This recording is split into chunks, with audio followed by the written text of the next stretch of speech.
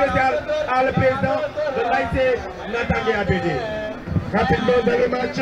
Le portier de l'AIC TP Diamono qui va exécuter ce sortie de but. Attention, c'est l'AIC Natangué qui vont récupérer, mais cette fois-ci c'est rapidement perdu, mais à la conquête toujours pour l'AIC Natangué. Cette fois-ci ça va partir, c'est une incompréhension. Manque de communication. Déjà il faut rappeler que Natangué a un point de classement général. Un match nul. Rapidement, ça va revenir du côté de l'AIC Natangué. Attention, il est rapide en duel. Attention, il va partir de sa 10 de TP Diamono. Attention, avec sa patte gauche, il va centrer dans la boîte. Heureusement, quelle remise de la poitrine de l'arrière gauche de l'AIC Natangué. L'AIC Natangué maintenant qui va partir à l'offensive. Attention. C'est beaucoup trop profond, il va juste protéger. Attention, attention, qu'est-ce qu'il a fait? Attention. Heureusement, il s'est rattrapé. Il y a deux attaquants pour l'entrée de la défense ABD. Oui, bien sûr, ça n'a pas été intelligent. Il a confondu la vitesse et la précipitation. Allez, ça va partir. Attention, Natangué, maintenant, ça va être dégagé. En posture de frappe, très bien positionné. Le coulissement défensif et latéral.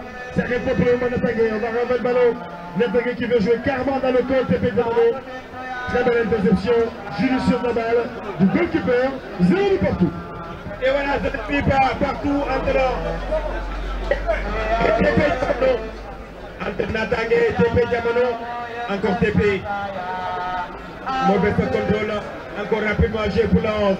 Attention, l'AIC Natangué, le dossard 17 qui va essayer de jouer avec le dossard 15. Ça va être récupéré, une faute du dossard numéro 15 de l'AIC Natangué. TP Diamono de Moussessar, notre ami. TP Diamono et l'AIC Natangué. Natangué bi nga xamante ne moo tenir ki nga xamante ne mooy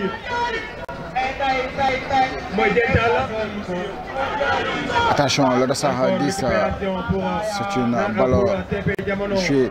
Ce sera un duel remporté.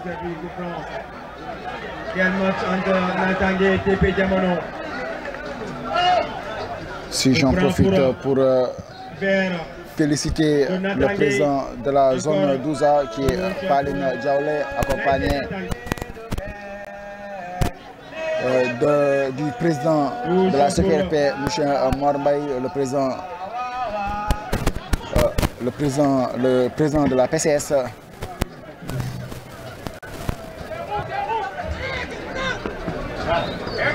Donc, toujours M. Idrissaba, merci chargé de la finance. Monsieur Ibrahim Assar et tous les hommes et femmes qui composent ce bureau de la zone 12A de Tivaouane-Peulh.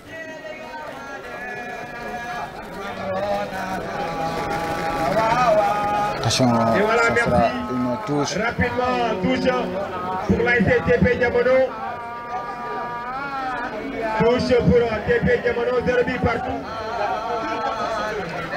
À la 8e minute de jeu. Pour l'instant, ballon toujours pour les verts et blancs de l'AIC. Il va essayer d'élargir du côté de l'AIC Natangué, le dossard 8, le dossard 6, autant pour moi qui va centrer, ça va être contré. Touche encore pour les verts et blancs. Les jeunes maillots de... Touche rapidement joué pour le dossard 11 qui met la balle dans la boîte, ça va être de la tête, ça passe au-dessus de la barre transversale du portier de l'AIC TP Diamono.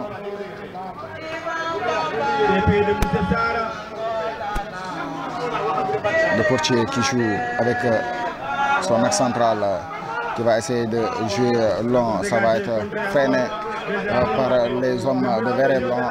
Cette fois-ci, ce sera encore une autre incompréhension entre le milieu de terrain et l'arrière gauche de l'AIC TP Diamono, les verts et blancs de l'ASC Natang. Attention, c'est une belle ouverture. L'arbitre assistante pense que le joueur était sur une position illicite sur cette belle ouverture en profondeur.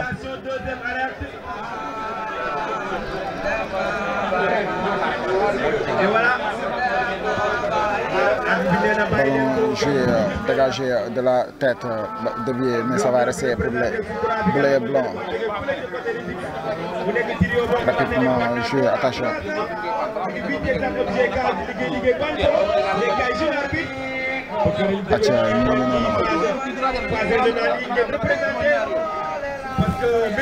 Une sortie de touche. Pour l'ASC. Encore touche, encore. TP Diamono touche joué par le Dossard 6 pour le Dossard 10 qui va jouer aux abords de la surface. C'est une remise. Attention, le Dossard 4, attention, le Dossard 8. Il va entrer dans la surface. Ça va être dégagé. Ça va être dégagé et l'ASC Natangé va partir. Je pense qu'il est en position de jeu. Oui. Il est en position de jeu, le Dossard 14.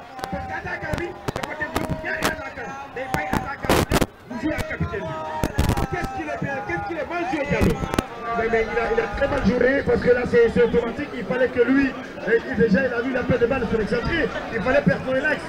Il fallait déjà percer l'axe et se poser devant la géométrie. Parce qu'il a vu que l'excentré a donné de l'espace. C'est un espace exploité. Il n'a pas été intelligent et il a fait une mauvaise exécution. Et voilà, mauvaise exécution. Attention, le jeu va reprendre. C'est une passe jusqu'à le numéro 10 qui va jouer en rétro-passe. Calme 18, attention, belle combinaison. Mais cette fois-ci, ça va être récupéré par les verts et blancs. Il va essayer de partir, le Dossard 11. Cette fois-ci, il va être récupéré. Le capitaine qui est rendu au public. Touche joué en duel, le Dossard 10 va faire la faute. Bonne défense pour l'ASC Natangé. Sur le défenseur de l'ASC Natangé. Coup franc pour les verts de l'ASC Natangé. Encore match bu engagé la ñuy football entre Natangé ak TP Diamono. Tey moo nekk suñu 6e journée. Président Palune moo ñu invité par rapport ak journée bi. Ballon exécuté, ça va être dévié par le Dossard 14, ça va être capté par le portier de l'ASC TP Diamono.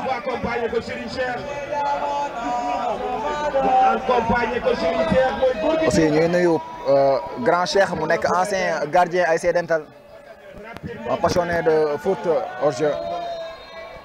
Hors-jeu encore.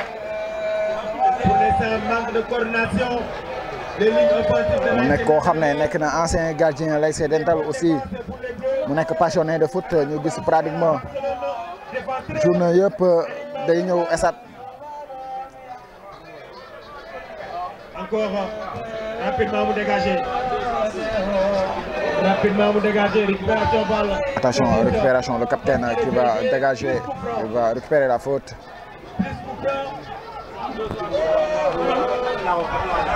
Plus coup franc. Coup franc pour l'ASC Natangé. Natangé ñu wax leen première sortie dafa def match nul ak l'ASC Dental. Mais match bi ma gisoon Natangé football ko ak Dental ak match bi dafa wuute. loolu nag peut-être man damay rapproché tuuti ci staff technique bi parce que boo amee équipe comme ASC Dental ngi ñëw imposer ko football ko boo amee équipe bu mel ni TP Diamono waroo xalaat nga war a ñëw def répétition APD parce que match bi ñu weesu contre Dental pour man moo gën a fàcc pour l'instant en tout moment tamit. Natangé qui avait tenu en l'échec l'ASC Dental, donc on attend une équipe de Natangé avec beaucoup de surprises lors de sa première rencontre. Cette fois-ci, on peine à revoir cette équipe. Pratiquement dans tous les bons coups, c'est Diamono qui est dans tous les bons coups. Notre cher commandant Gaïa, l'international commandant, Adjila Seya, et Kougar, aussi élection, les élections de la Fédération sénégalaise de football. Le 2 août 2025, toujours peu de Bourégul, c'est parce que il y a une soupçon de corruption par rapport à l'actuel président Abdoulaye Fall qui remettait des enveloppes de 100 000, qui aurait remis des enveloppes de 100 000 francs aux représentants de Ligue et de club. Et aussi, il y a plus de votants que d'inscrits dans cette élection, toujours controversée. Marie Touré aurait déposé un recours au niveau de la fédération. Toujours, donc je pense que le football sénégalais ne mérite pas ça. Le football sénégalais ne mérite pas ce qui se passe actuellement. Donc on doit revoir la gestion de cette fédération et toujours mettre les hommes qu'il faut à la place qu'il faut. Attention, danger peut-être. Bonne défense pour TP. Encore repoussé par la tête. Attention, le dossard 10, c'est mal joué. Le dossard 17 en profondeur. Le portier qui a bien anticipé cette passe qui était bien parti, il va dégager très loin. Attention, ça sera une faute du dossard 14 sur le dossard 18 de l'ASC Natangé. L'ASC TP Diamono est venu avec beaucoup d'engagement et beaucoup de rigueur. Dans cette rencontre, on voit une équipe de l'ASC Natangé qui nous montre un visage qui est différent de celle qui nous avait montré contre l'ASC Dental. Combinaison du côté de l'ASC Diamono. Attention, dans la moitié de terrain de l'ASC Natangé. Le dossard 10 qui combine avec le dossard 4, ça va être intercepté, ça sera une touche en faveur de l'ASC Natangé. L'ASC Natangé, créé depuis 2022. La même année, elle a réussi à briser le cap des quarts de finale du Ramadan. Et en 2023, elle a joué l'étape, elle était demi-finaliste la saison dernière et pas de trophée en 2024. Et voilà, elle a été éliminée en phase de poule, l'ASC Natangé. Et nous disons un grand merci à M. Serrou, 2023, finale 2023, la zone 7 face à Dialoré. Voilà qui a réussi en tout cas Serrou en 2023, la finale, la zone 7 face à Dialoré. Le dossard numéro 15 qui a réussi un match phénoménal. Et nous disons aussi grand merci à Mbappé en tout cas qui, jeune cadet, qui a disputé la finale contre Randalou. Merci au président Abdelaziz Demba. Et le coach c'est que nous saluons sincèrement un de ce joueur qui a joué en tout cas la finale. Cette fois-ci, c'est joué, ça sera une touche. Il a joué effectivement les quarts de finale l'an passé et en 2023. La finale contre l'ASC, voilà 19, Inter 19. Attention, ça va être intercepté, ça sera une touche pour l'ASC tout puissant Diamono. Touche joué le dossard 10, c'est une protection et ça sera une sortie de but. Depuis l'entraîneur du côté de Tengue, créé depuis 2000. Et le coach réalisé par M. Babagaï. Joué rapidement. Rapidement, ça va repartir. Natangé de nous servir un très bon match, chose qui n'est pas tout facile contre TP Diamono. Devant la chandelle. Avant le jeu, sur la ligne de touche. Le dossard 10 de l'ASC TP Diamono qui gagne son duel en tâchant.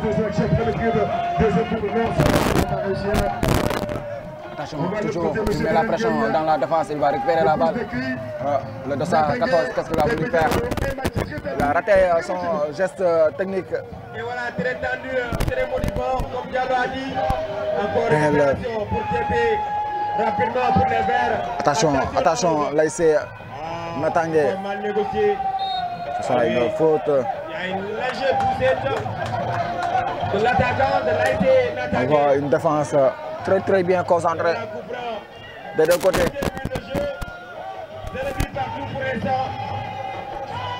Comme Diallo a dit. Encore pour TP Diamono, rapidement joué. TP Diamono, mais cette fois-ci ça va être perdu rapidement pour les verts et blancs. Attention, le Dossard 11 en duel avec l'arrière droit de l'AIC Natangué. Il va protéger ça, il va sortir en touche pour l'AIC TP Diamono.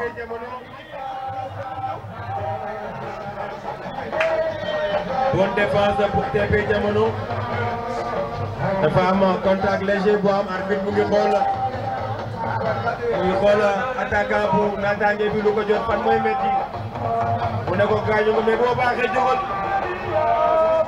parce que bu waa quoi nga jot da ngay génn terrain bi mu ne ko kon bàyyil ma jóg di football encore touche pour les bleus Ibra Faye lu fa xewagul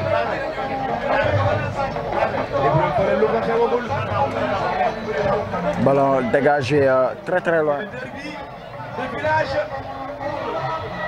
entre UTB et Bokdom à Baoui à Bédé. C'est une faute.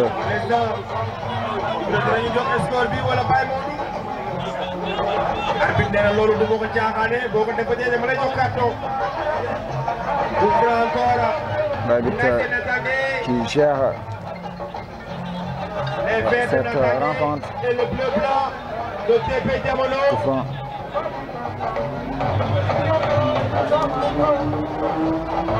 Et voilà le vaquet au boule. 0-0 match bu du nekk match bu yomb. Attention, ballon dans la boîte, attention! Mal négocié pour le milieu offensif de Dossard 5 de l'AIC Natangué. 15 du moins. Merci. Attention, ballon joué, ça va être récupéré par l'attaquant. Attention, il va jouer, mais ça va être intercepté, mais rapidement, ça sera une faute. Dossard 4.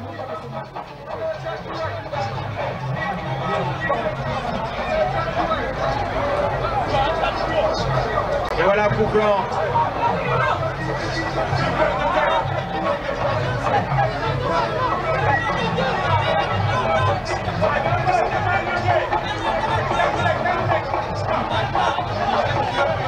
Encore coup blanc.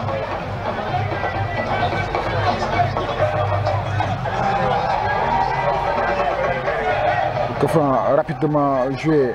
Attention, là c'est. Mais cette fois-ci, ça va être intercepté. Et ils vont partir l'offensive rapidement. Là, c'est Natangué, le 215 qui cherche à alerter son excentré. Attention, qu'est-ce qu'il va faire? Le pied gauche, avec son pied gauche, qu'est-ce qu'il va faire? Il va essayer de combiner avec le 215, mais cette fois-ci, ça va être récupéré par le capitaine. Toujours, mais rapidement, ça va être conservé par les hommes vêtus du bleu et du blanc. Attention, attention, en duel, attention, il va essayer de passer. L'attaquant, il est puissant. Le 214, heureusement. Le Dossard 18 qui va remporter son duel, ça sera une touche.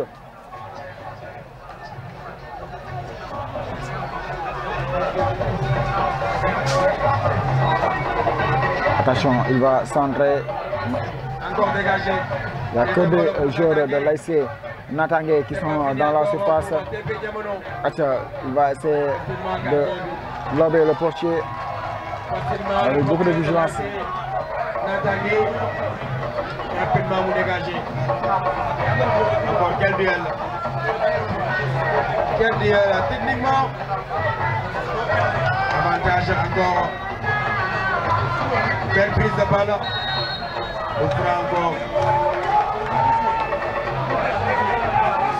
On fera encore pour TP Diamono.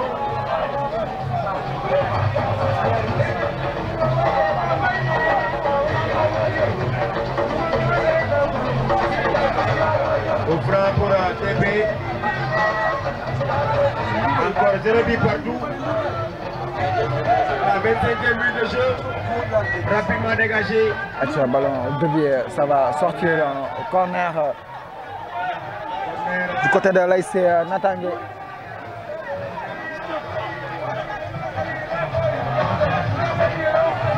Corner pour Diamono. Attention, ballon joué.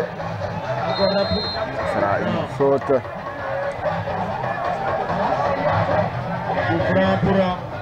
Pour Natangué. Pour l'ASC Natangué. Qui va jouer rapidement. Pour l'ASC Natangué. Le dossard 6 qui va essayer de combiner, mais cette fois-ci, ça va être perdu.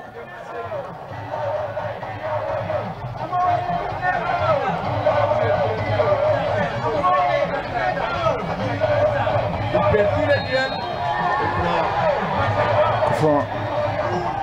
Pour l'ASC Natangué.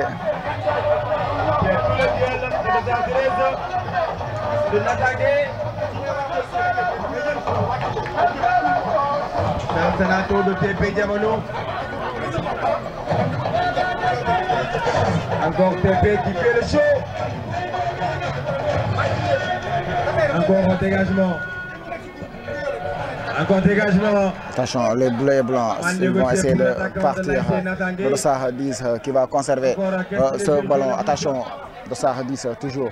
Il va essayer de combiner, mais ça va être intercepté. Attention, ça va partir.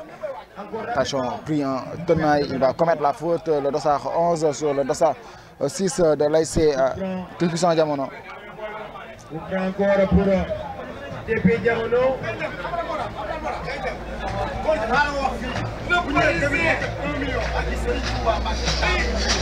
Là, c'est TP Diamono qui montre une autre détermination par rapport à contre l'ASC Darussalam. On voit l'équipe beaucoup plus engagée, beaucoup plus déterminée, mais aussi beaucoup plus cohérente dans le jeu.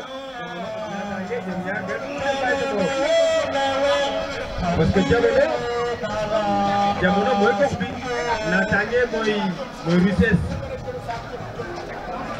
kon ñoom ñaar benn mënul dem bàyyi moromam loolu mooy wane ne sport benn mënul dem bàyyi sa morom. Coup franc dans le rond central.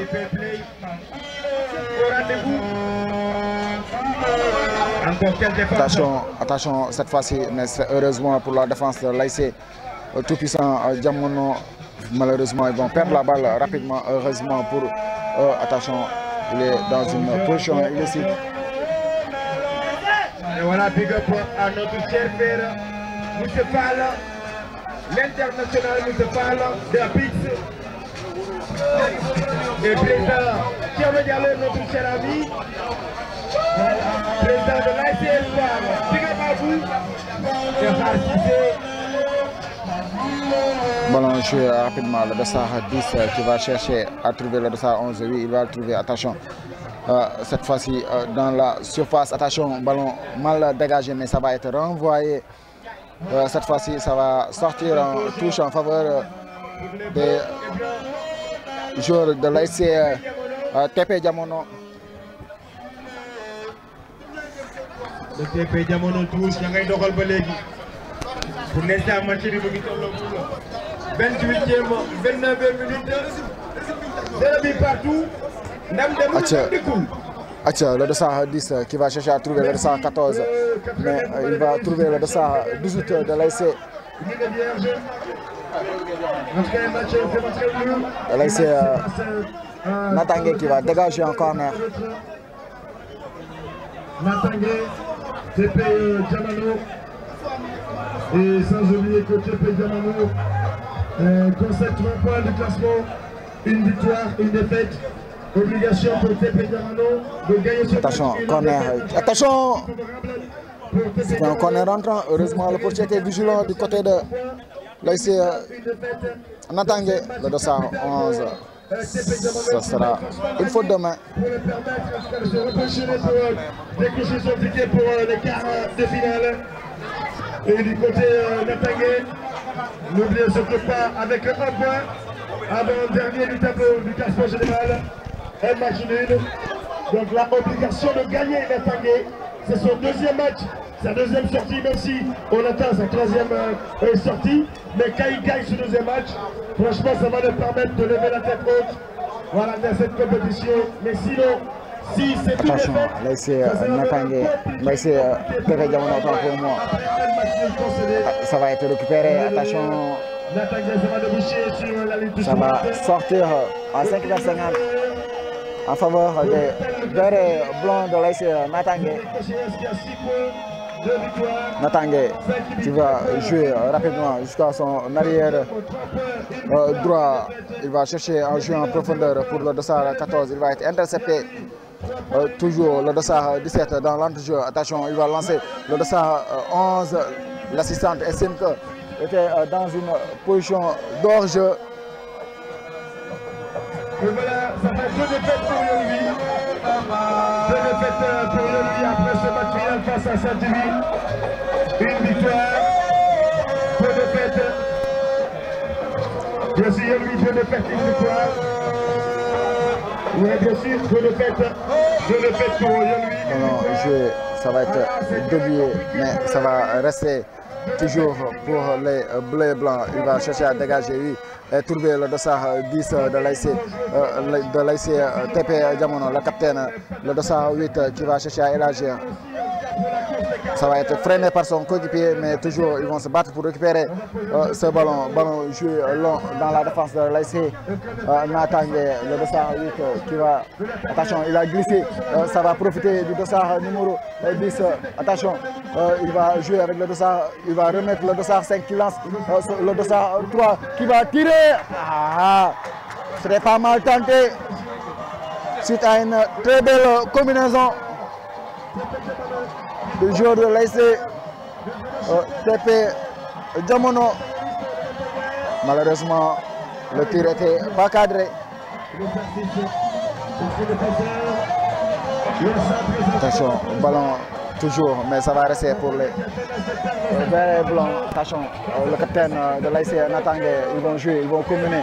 C'est animé du côté de l'ASC Natangé en position de jeu. Oui. Et de la poule B, n'oubliez pas que Almadi le 23, 6 points, elle est déclassée par Dumont qui prend la première place avec 6 points aussi, parce que Almadi le 23 n'a pas gagné. Maintenant, on commence à avoir un match animé. On a joué la demi-heure de jeu.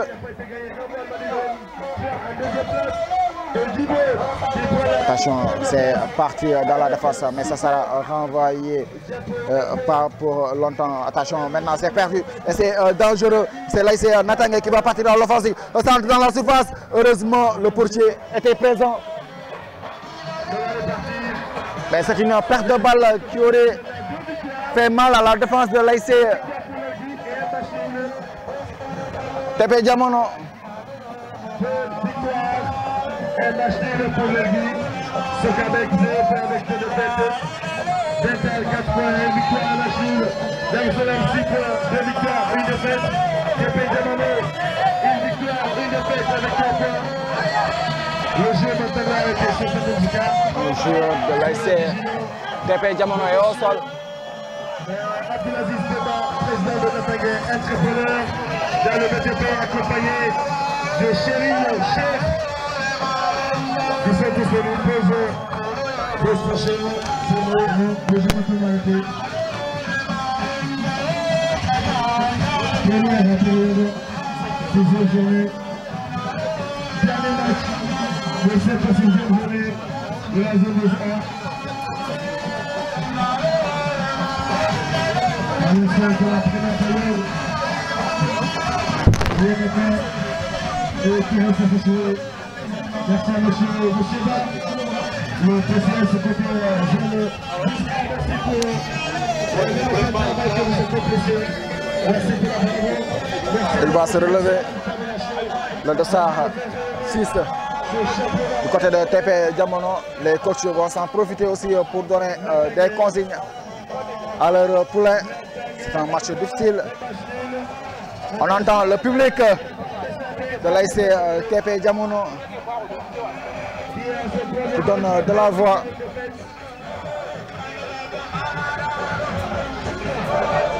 C'est ce qu'on attend d'eux. Sans oublier que le premier match de l'attaque de le score final était 0 but pour le premier match. Aujourd'hui, c'est le deuxième match. Attention, c'est parti. Le premier match de la Attention, ça va sortir en corner. En faveur de l'ASC Natangué.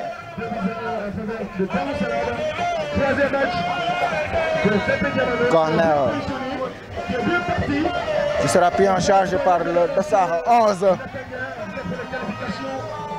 qui donne aucune indication.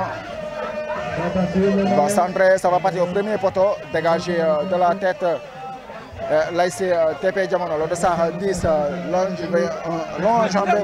Attention, ils vont combiner. Attention, toujours le Dossard 4, mais le capitaine de l'ASC Natangué était présent. Ballon joué, le Dossard 8, le capitaine, il va élaborer jusqu'à le Dossard 3 qui va combiner jusqu'à le Dossard. Attention, il va essayer de partir. Attention, attention, ça sera une faute.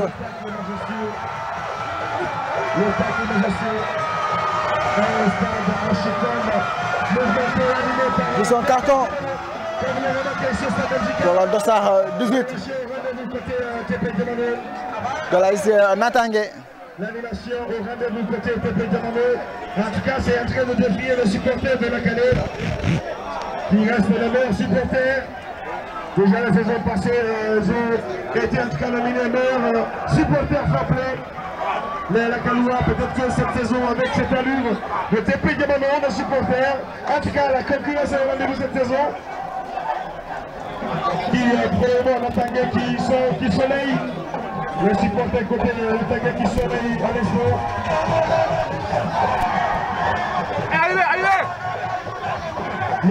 Coup franc très bien placé du côté de l'ASC TP Diamono. Exécuté par le Dossard 4. Attention, c'est parti. Et c'est marqué. Coup franc direct par le Dossard numéro 14. Quel but! C'est un but phénoménal. On coup franc très bien tiré qui a atterri.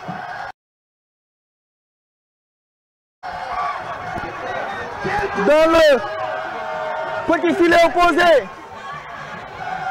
du portier de l'ASC Natangué à la 38e minute de jeu de cette première période.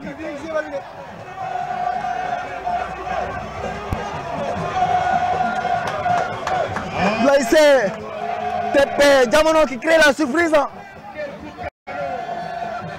Mais quelquefois, que c'est bien tiré. Que c'est bien tiré, que c'est très bien tiré même. C'est un golasso, une pépite de but de Dossard 14 de l'ASC TP Diamono.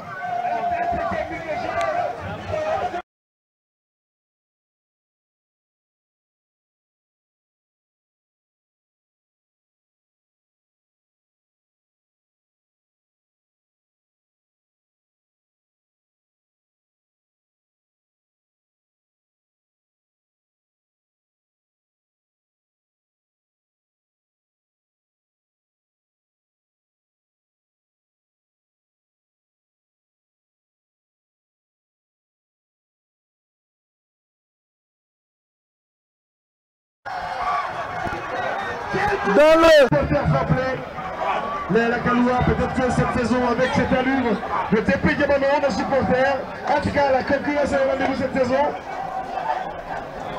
Qui probablement Natangué qui soleille. Le supporter côté de Natangué qui soleille à l'espoir.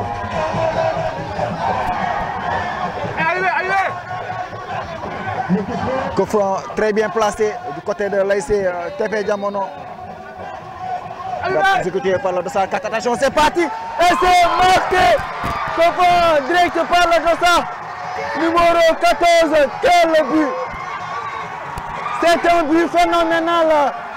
On comprend très bien tiré qui a atterri dans le petit filet opposé du portier de l'ASC Natangué à la 38e minute de jeu de cette première période.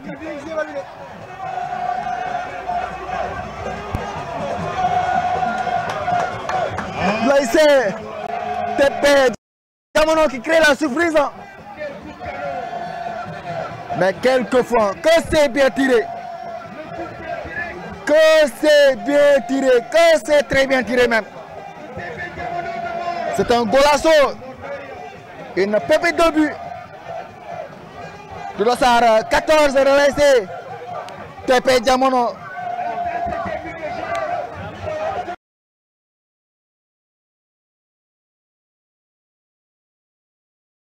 Donc comme ni ñu koy defee saa su nekk rek ñu nekk ak ki nga xam ne tey mooy le tout nouveau président de la CQRP de la zone 12A monsieur Mor Mbaye monsieur Mbaye ñu bàyyi la nga présenté wu nuyu.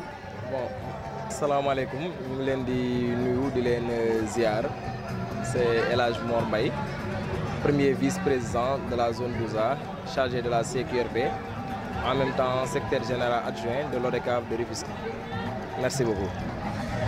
Monsieur Mbaye ñu gis depuis démarrage bi on n'a pas eu à parler tey nan nga mën a constater tey wala tey ban évaluation ngeen def depuis le démarrage de cette championnat. waaw bon depuis démarrage championnat bi on a eu à jouer six journées ce qui fait que nous sommes à notre 18e match donc sur l'ensemble des 18 matchs pour le moment nous sommes à 53 buts marqués de part et d'autre et aussi il y a beaucoup de cartons rouges qui ont été notés aussi. Ouais. Voilà, beaucoup de buts cette année-ci. On a vu pratiquement la zone la plus prolifique en termes de buts. Lan moo andi loolu zone bi da ngeen gis ni niveau bi dafa gën a réélevé waat. Waaw, on a vu que le niveau de la zone s'est rehaussé par rapport aux années précédentes. Loolu dañ ci féliciter les techniciens. Les entraîneurs ak ñi nga xamante ne aussi ñooy ASC yi nga xam ne ñoo débourser des moyens pour pouvoir recruter des joueurs de qualité et des entraîneurs aussi de qualité parce que su fekkente ne dañuy wax niveau zone bi en termes de qualité de jeu mu ngi élevé wu c'est grâce aux ASC parce que ASC ñoo indi ay joueurs yoo xamante ne yu am talent lañu bu ko defee aussi dañuy mën a am ay matchs yoo xamante ne des matchs de haute facture lay nekk. Monsieur Mbaye ci nga xam ne tey parfois dañuy gis tendance ci nawetaan match bi day jeex après mu am ay faits yoo xam ne ci après match yi lay doon ay réserve yu quelque chose comme ça en tant que président de la CQRP est-ce que seen PV bu mu génnee am na équipe boo xam ne tey am na ay sanctions ci nga xam ne tey am na ci hors terrain bi mooy victoire hors terrain. Waaw, jusqu'à présent nous sommes à notre troisième PV du moins parce qu'on a eu à faire le PV 00, le PV 01 et le PV 02. Mais jusqu'à présent, aucune équipe n'a perdu sur le papier. Donc tous les résultats ont été homologués. Donc kenn ñàkkul ci papier. Victoire yi nga xam ne ñoo am ci terrain bi loolu la ñu conservé jusqu'à présent. Donc mu am cette fois-ci régularité par rapport ak ASC lu ñu doon def. Waaw bon xam nga aussi tey bu fekkee ne ñu ngi jëm ci ay réformes ay changements di lutter contre la fraude et autres tey ASC aussi dañuy suivre cette dynamique parce que aussi ce n'est jamais bon ou bien agréable de gagner un match sur le terrain après de le perdre sur le papier parce que c'est vraiment amer quoi vraiment. Monsieur Mbaye ci dernière question bi en termes d'affluence gis nañ ni pratiquement affaire bi day jongler rek entre journée yi tey ban message ngay lancer ñi nga xam ne tey ñoom ñoo nekk di naan ay tickets yi dafa cher aussi tamit ñi nga xam ne manque de présence bi au niveau de l'stade.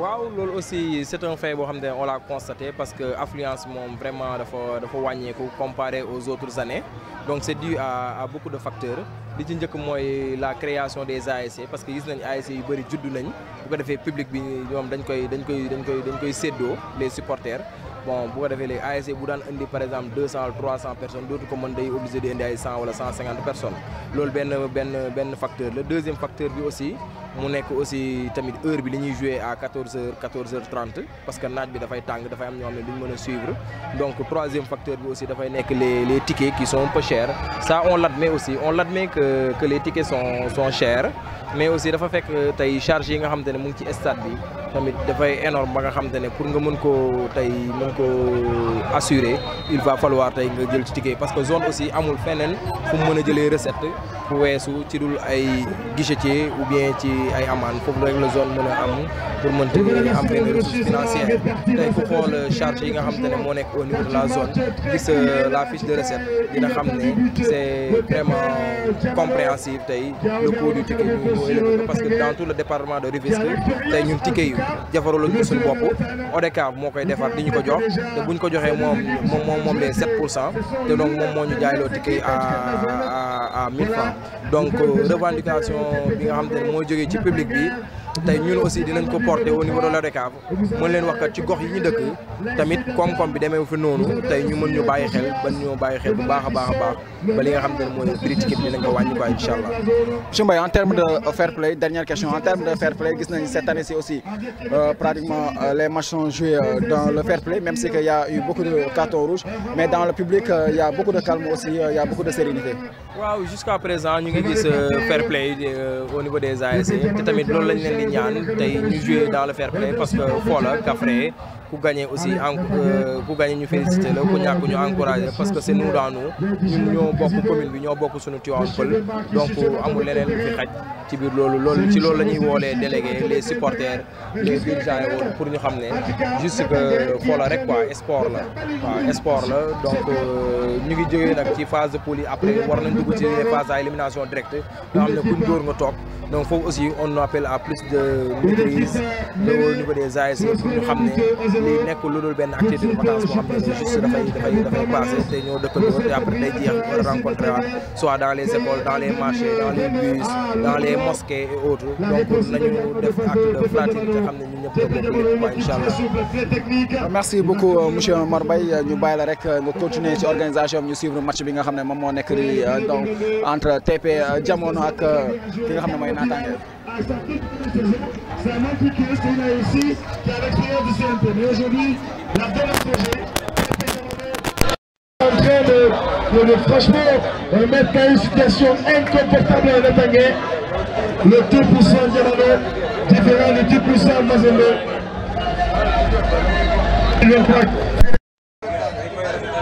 Voilà, donc on va revenir sur cette rencontre. Après, vous l'avez vu, on était avec le président de la CPRP, M. Mor Mbaye. On lui citerait quelques mots par rapport à l'organisation de ces journées qui, cette année-ci, depuis le début, laissé la zone 12 A et à sa 6e journée.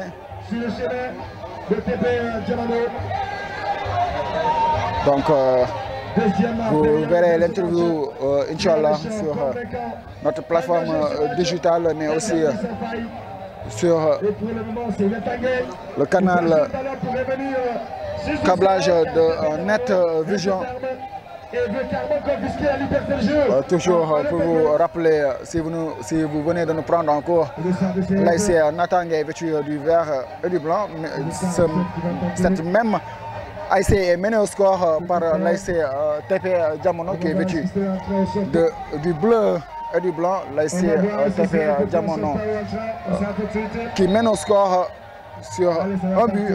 Donc attention, ça va partir dans la boîte. Ils vont laisser filer la balle. Ce sera un coup de but. Ça sera un coup de but. 6e journée. C'est une sortie de 5h50. Recruteur et manager ici présent, dirigeants, comité directeur, joueurs, participants, supporters. Ballon joué, attention, les verts et blancs, ils vont récupérer récupération haute du côté de l'ASC Natangué, mais ils n'ont pas pu bien exécuter cette récupération. Attention, c'est l'ASC TP Jamono, belle ouverture, attention, heureusement, l'anticipation du portier de l'ASC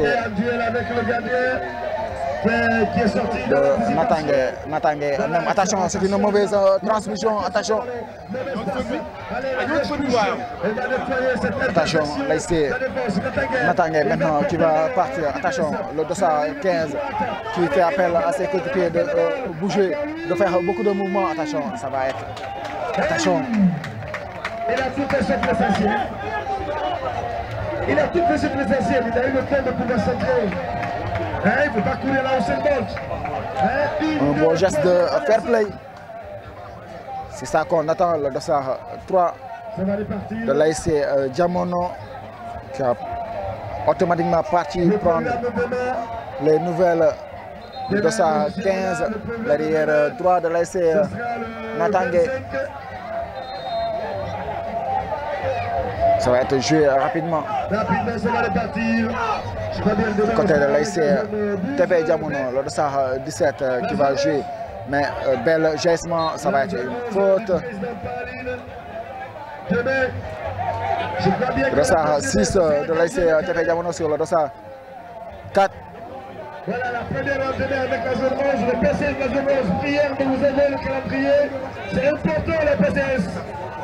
C'est important de nous aider le chronogramme et surtout le programme avant les matchs. On a besoin d'étudier des études statistiques. Ça va être dégagé par le Dossard 10. L'ASC Natangé, ça va être récupéré. Namara, à partir de 14h. Deuxième match, Kandjel, deuxième heure. Zone de tir. Cité Tafouliaka. Troisième heure, Kandjel Lakale. Et voilà, merci à BD, troisième heure, Kandjel et Lakale. Rapidement. Attention, dans la surface, ça va être capté. Bonne défense pour le TP Diamonoa. Bonne défense pour le TP Diamono. Encore un dégagement. Récupération, belle prise de balle pour TP. Mal négociation de tout. Ou bien à 0.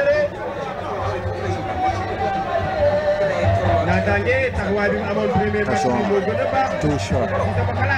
Jeu pour laisser Natangé, le 211 qui cherche à remettre, il va récupérer la faute. Mais il faut tenir tête au football technique et physique pour rapidement jouer.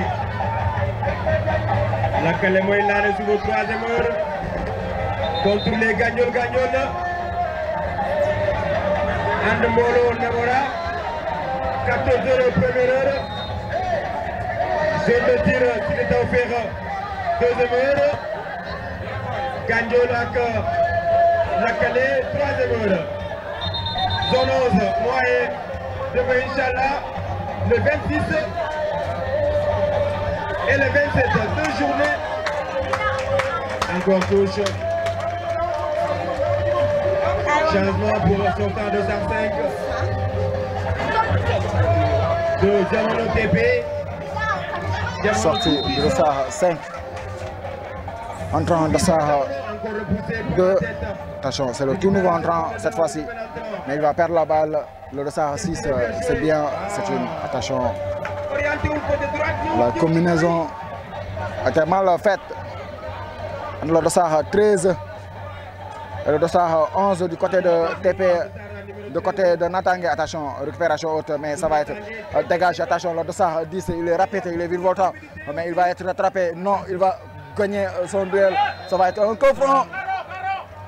Un autre coup franc. En tout cas, il faut éviter ces fautes.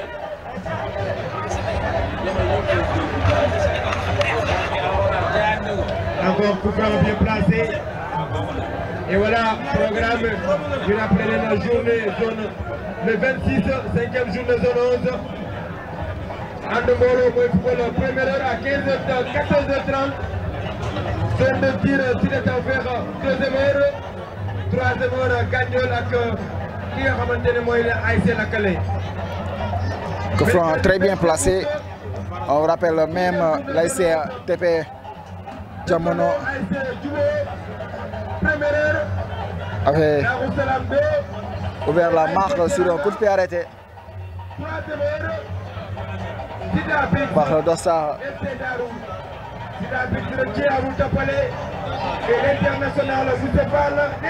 Numéro 14. Attention, comprend. Le nouvel entrant. Attention, notre coup franc. De TP Diamono. TP Diamono, moyen Balbi. Vous le passez le coup franc, le doublé. Attention, c'est parti. Heureusement, cette fois-ci, ça va être capté. Dégagement.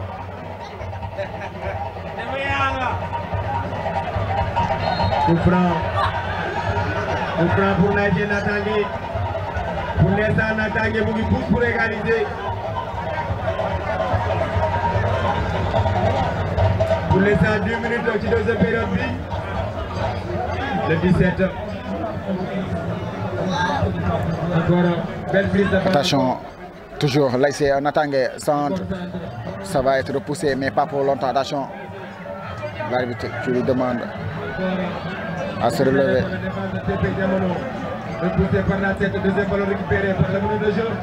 Attention, ça sera une faute. Nous prenons 2 changements pour l'ASC Natangui. Pour l'instant, mais nous faut que tu coupes la vie. 2 changements.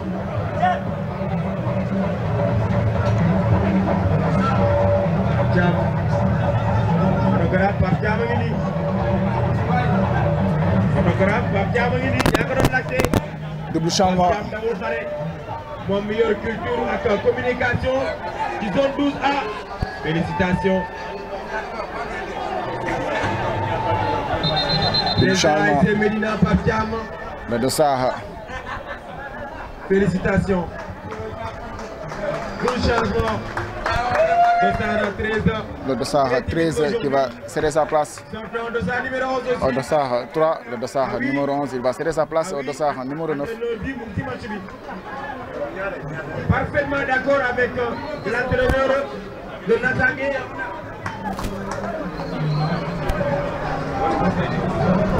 Ah oui, c'est une bonne équipe à essayer Natangui. Match contre Dental. Match très haut niveau. Adoon nañ défense bi yor ballon bi dal ci kaw ki nga xamante ne mooy Dental mais tey dañu gis Natangui bu xaw timide ci match bi. Attention, c'est le Dossard 9 qui va exécuter ce coup franc. C'est parti, mais c'est capté en 2 temps. Encore arbitre dafay def ko sifflé il faut gardien bi nga xam ne moo tëdd ci contact bi. Arbitre woo na waa Croix-Rouge SOS jigéen yéegal ñu soo tuuti ñu naan ndox ñëw.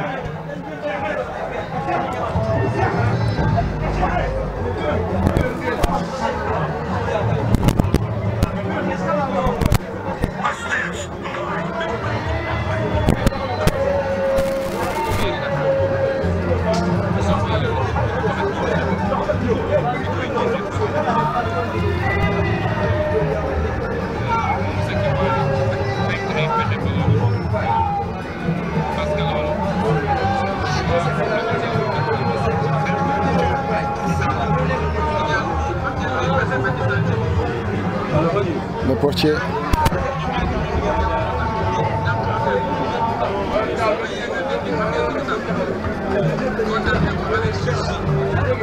Eh bien, merci mesdames et messieurs, une fois encore, merci à tous et à toutes. Nous sommes en tout cas dans la deuxième période, 6e journée de la zone 12B dans ce tournoi de football navétane. Et deuxième pas les éditions culturelles et sportives à sa 56e édition. Je vais reprendre son cours, le portier s'est relevé. Merci à Céline Cheikh qui est invité d'honneur, accompagné du président Abdelaziz Deba. Merci Céline Cheikh, on est content d'être merci à vous. Et Inch'Allah, Cette fois-ci, ça va être dégagé pour les bleus et blancs de l'ASC TP Diamono. Ça va être joué en chandelle toujours, mais ça va être renvoyé en touche par le capitaine qui est toujours présent.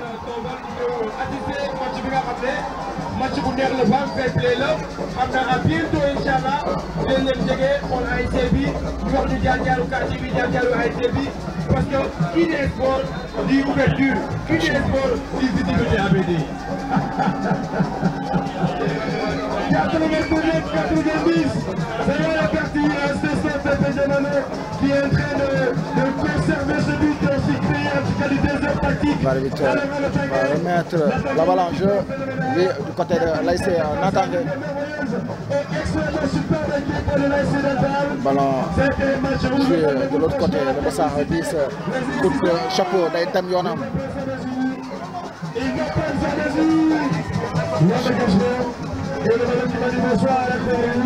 La balle va sortir, touche.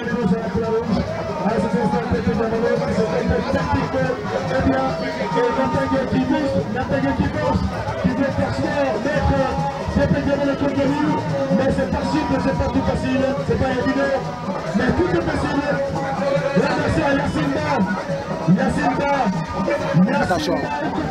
Attention, duel, attention dans la surface qui va être remporté pour le moment, ça va sortir. Merci à toi, merci, le TP de Valoré dirigé. Ça va repartir. Vous allez toucher. TP de Valoré qui ne recule pas. TP de Valoré qui maintient le rythme, le tempo. Allez, le ballon. Qui va renvoyer cette balle de la tête, ça va être une faute du côté de l'ASC. Le possession de balle, il souhaite courir, il souhaite chercher le ballon. Il veut mettre les pieds de TP de Valoré. Chose qui n'est pas plus facile. De l'ASC de TP, attention, maintenant c'est Natangé. Ce sera une faute sur ce tacle rageux.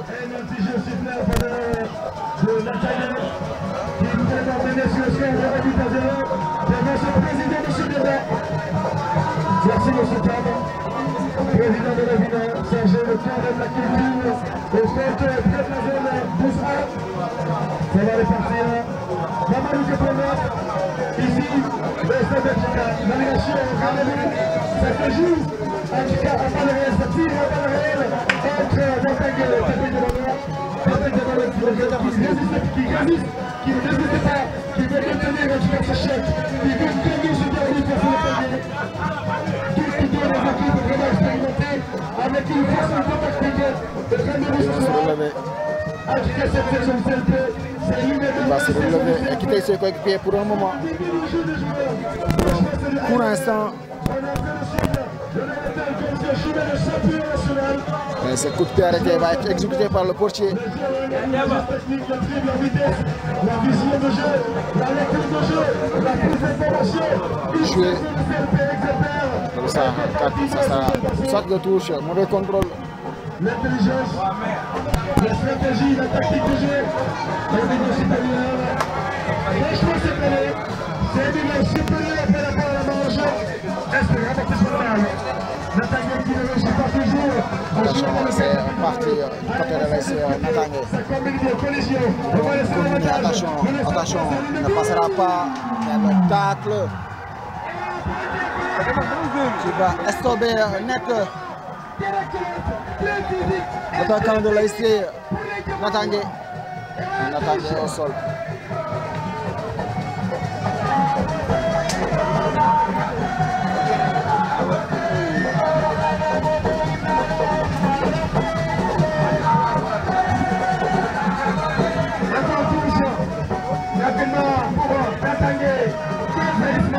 Attention, c'est une sortie toujours de touche.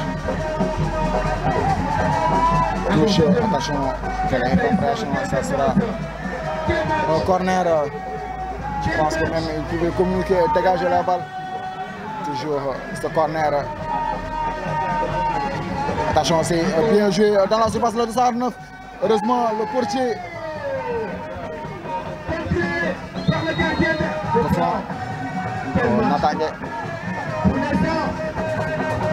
Natangé qui met la pression. Natangé qui met tout pour revenir au score. Ça va être dégagé en touche. Là, c'est Djamono qui joue actuellement avec 11 défenseurs. Quel match entre... Ça va être dégagé. Attention, attention, il est puissant. Heureusement. Attention, il va partir. Ce sera une faute.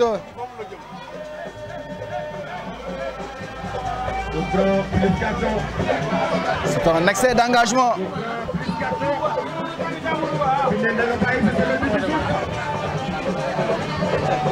Un excès d'engagement du dossard 2 de l'ASC TP Diamono. Natangé qui pousse pour égaliser. Mais pour l'instant, TP Diamono ne peut. C'est parti dans la défense de l'ASC TP Diamono. C'est renvoyé.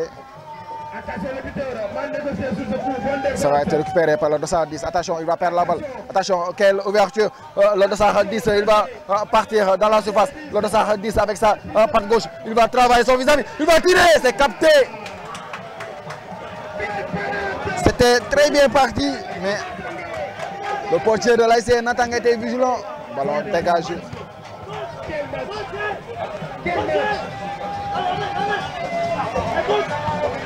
C'est animé cette rencontre.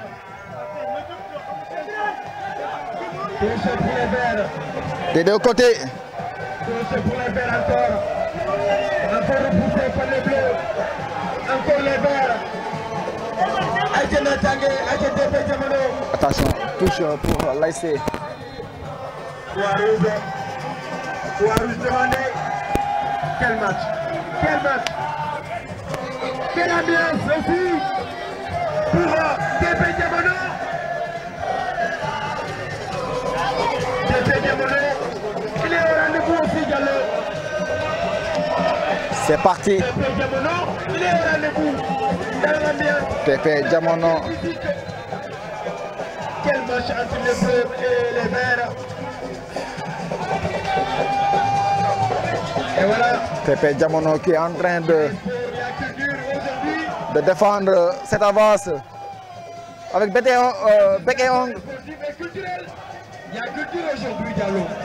L'ASC Natangé qui pousse, mais qui nie, qui peine à approcher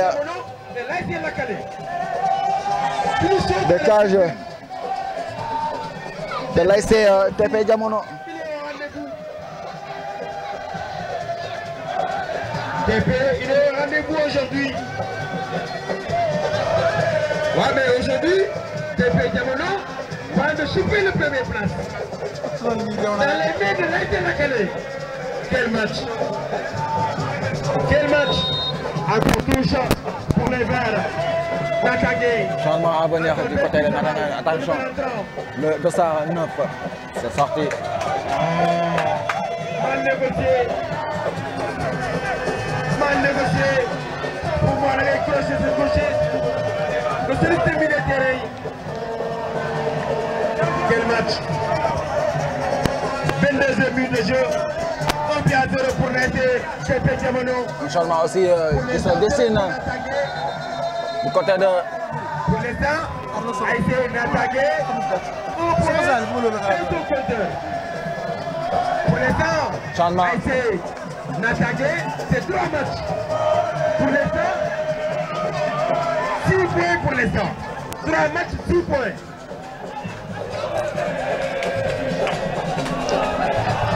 Le dossard 4 de l'ASC TP Diamono qui c'est sa place au dossard 7. Le papé de l'ASC TP Diamono. Attention, le dossard 2 qui va essayer de communier avec son capitaine. Oui, le capitaine qui passe avec son arrière droit, qui va dégager loin, très très loin. Le dossard 10 avec sa patte gauche, Lamine Yamal de TP Diamono. Ça va sortir. Quel match. C'est 2 des 4 points aujourd'hui.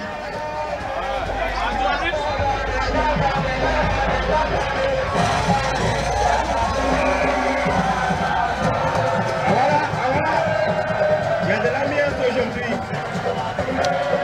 Le public chaud bouillant de l'ASC. Attention, heureusement.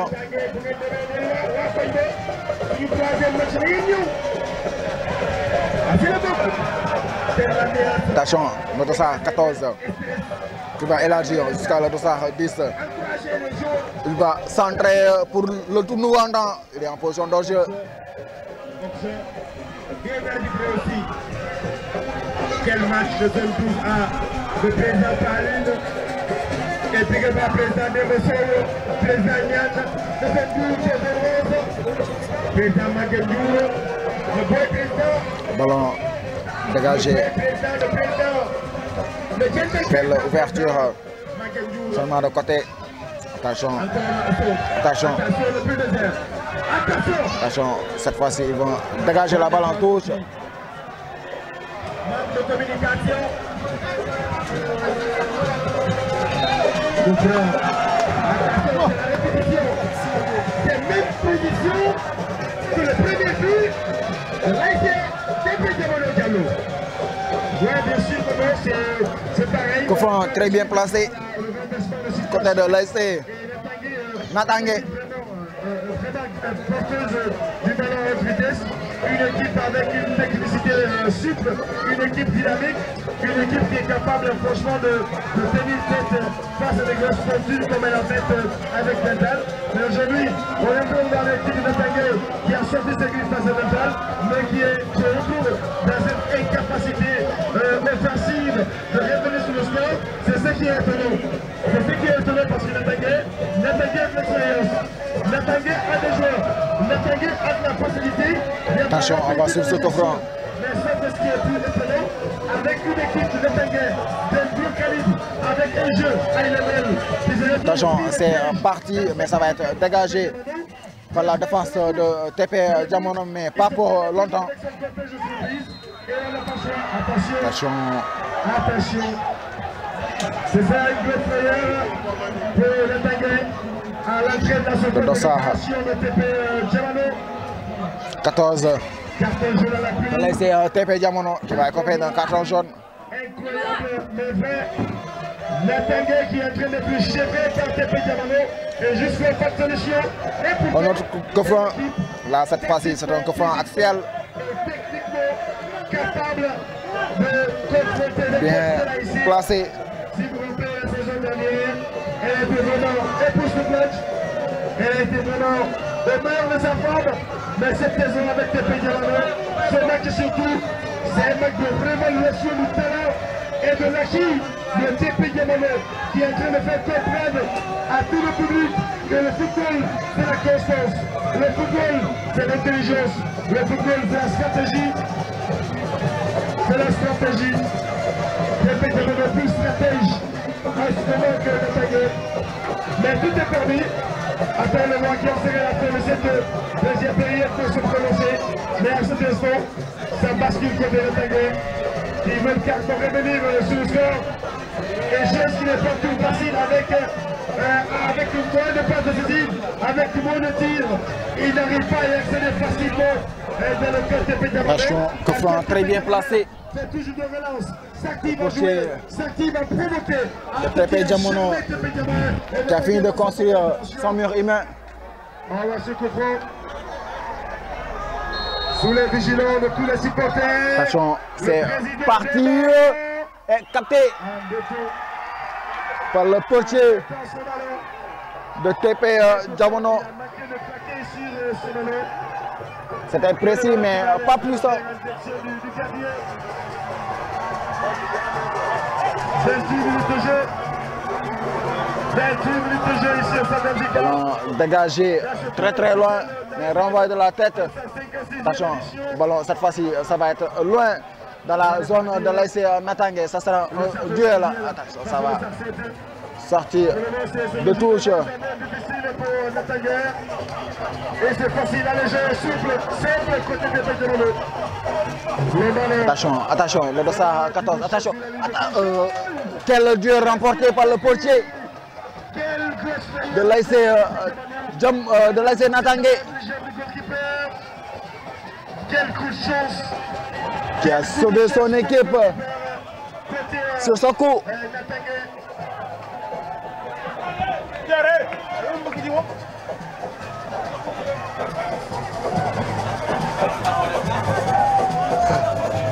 On voit que 3 joueurs seulement dans la surface de l'ASC.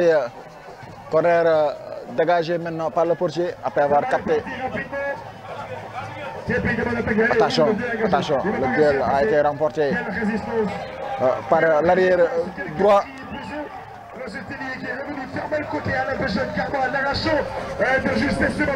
Va glisser, ça va être une sortie en faveur de l'ASC TP Diamono.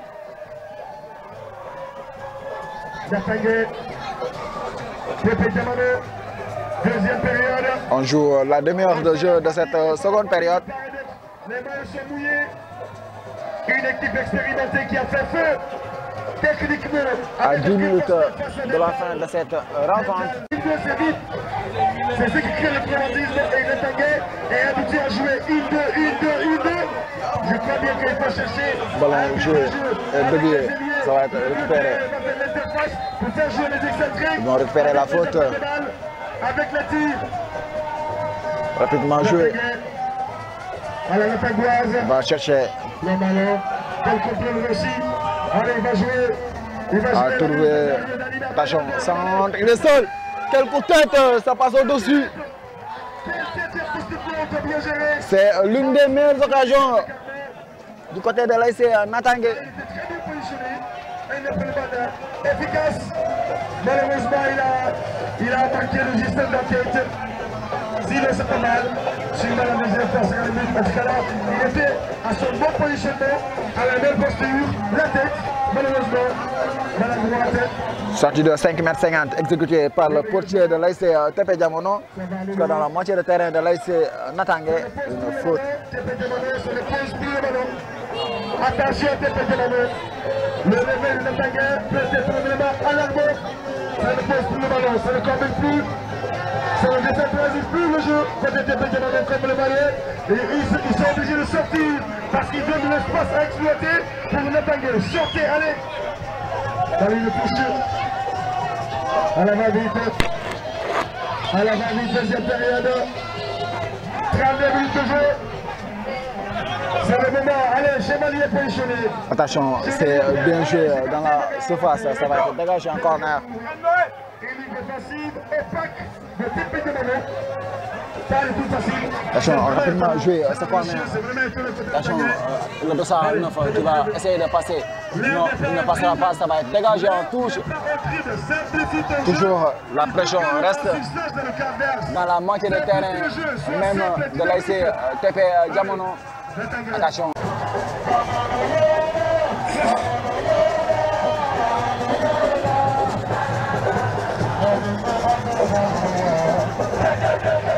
Transmission. Attention, le dossard 14. Il va tirer, ça passe au-dessus des cages. Il le pouvait mieux faire. Le dossard 14.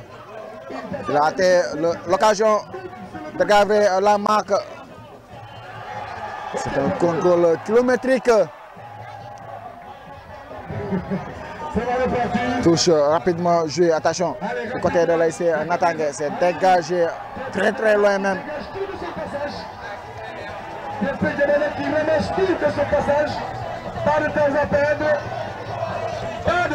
À 4 minutes de la fin de ce temps réglementaire, attention, dans la surface ça va être dégagé. Cette fois-ci ça va rester dans la surface. Attention, attention, le portier. Heureusement, le portier de l'ASC TP Diamono va récupérer la faute.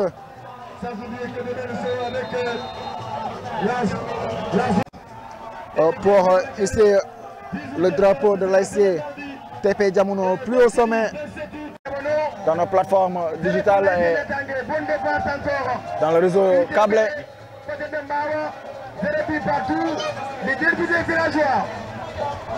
Et voilà.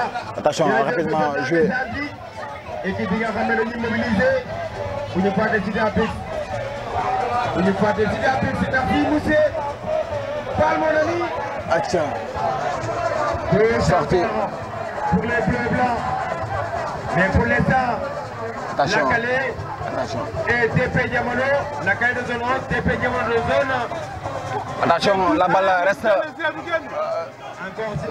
dans l'aire de jeu. Attention, il va essayer de passer en puissance. Oui, il va passer c'est pas le troisième joueur qui va dégager un corner. C'est le moment où jamais, pour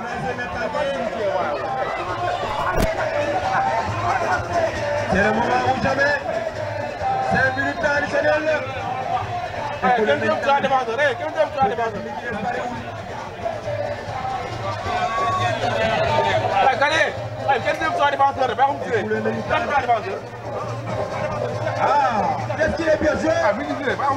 Attention, c'est parti, mais il va être rattrapé et dégagé par le dossard 13. Attention, du côté de l'ASC Natangué, ça va être dégagé, mais récupéré toujours. Un long dégagement. Position d'hors-jeu.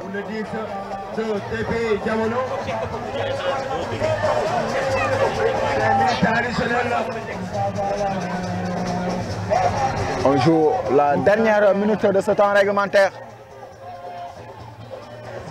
L'arbitre qui lève son tableau d'affichage. Maintenant, on aura 5 minutes de temps additionnel de plus. 5 minutes pour l'ASC Natangué de chercher à revenir dans cette partie. 5 minutes. Attention. Il a tardé à faire la passe. Le dossard 2.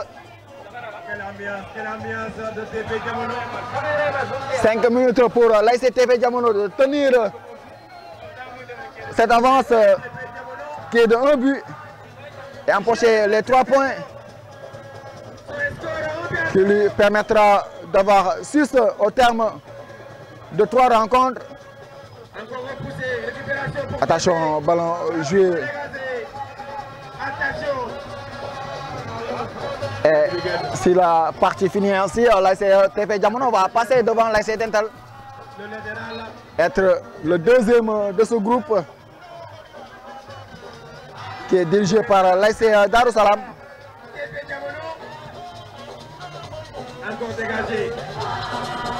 Attention au ballon de but, attention, belle récupération.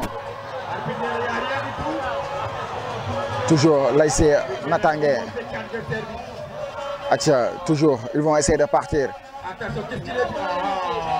Ils vont être ballon récupéré dans la moitié terrain. Attention, belle ouverture, le dossard 7, ça va être trop profond.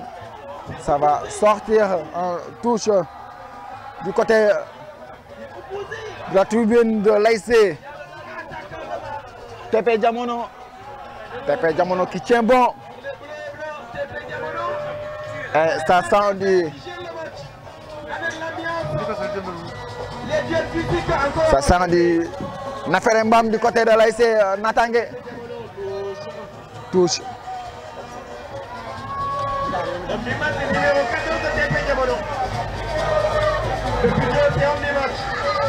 Il est présent dans tous les duels. Attention, ballon dégagé. L'attaquant de TP Diamono, il est sur tous les duels offensifs ou défensifs. C'est long. Attention, ça va être intercepté. Attention, ça va être intercepté. Il va récupérer la faute, heureusement, pour le capitaine de l'ASC TP Diamono. Pour le TP Diamono. Et voilà, tu gagnes à ton titulaire. C'est Duba. Et notre ami Ballon joué, renvoyé, mais pas pour longtemps. Pour l'USTP, école plus performante dans ce commune. Ballon dégagé. C'est une touche. Pour le capitaine. C'est lent. Touche qui va être rapidement jouée à 2 minutes de la terme. C'est une position d'enjeu. Il y a Kapi à poulet pour l'instant. Ah mais il y a ramassé les moyens. Il y a attaqué le Sénégal. Il y a le match. Ambali avantage ou qui a ramené les moyens. TP Diamono. Et puis Nilal, il est favori pour le Nilal. Oui, Gendal. favori pour bi la ñëwee mooy troisième match bi mooy gën a léger par rapport ak match yi nga xamante ne génn na ko ki nga xamante ne mooy TP Jamono dafa def ci cause ci poule bi muy ASC Delta. Acha. Encore. C'est une sortie de touche en faveur de l'ASC Natangé de l'ASC Tout-Puissant Jamono, autant pour moi. Ils vont prendre tout le temps pour exécuter cette touche, c'est une déviation. Attention, l'ASC Natangé qui va partir, le 214 c'est freiné mais rapidement récupéré par les verts et blancs de l'ASC Natangé cette fois-ci encore. Attention, le 214, attention, d'un grand pont. Heureusement. Dégagé encore. Ballon dégagé, dévié, attention. Cette fois-ci, ça sera un corner. C'est le moment où jamais Westemba Delton. Le dernier, peut-être l'un des derniers ou bien le dernier corner pour l'ASC Natangé. Pour essayer de choper l'égalisation. C'est le moment. L'ASC. C'est le moment où jamais. L'ASC Natangé. On a vu tous les hommes de l'ASC TP Jamono. Attention, ça va partir dégagé, mais pas pour longtemps. Attention, il va partir. Cette fois-ci, ça va être écarté. Non, ça va être dévissé, mais cette fois-ci, toujours la balle n'est pas trop loin des cages de l'ASC. Le Dossard 10 va se battre. Attention, attention, le Dossard 10, attention, attention, TP. Attention. Quelle défense de l'ASC TP Jamono qui a passé devant l'attaquant. Ballon dégagé. Attention, l'ASC, attention. Ça va être dégagé. En jeu. Je pense que ça sera.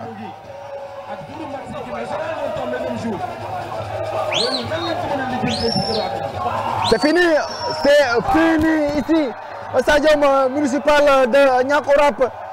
TP Jamono, les joueurs qui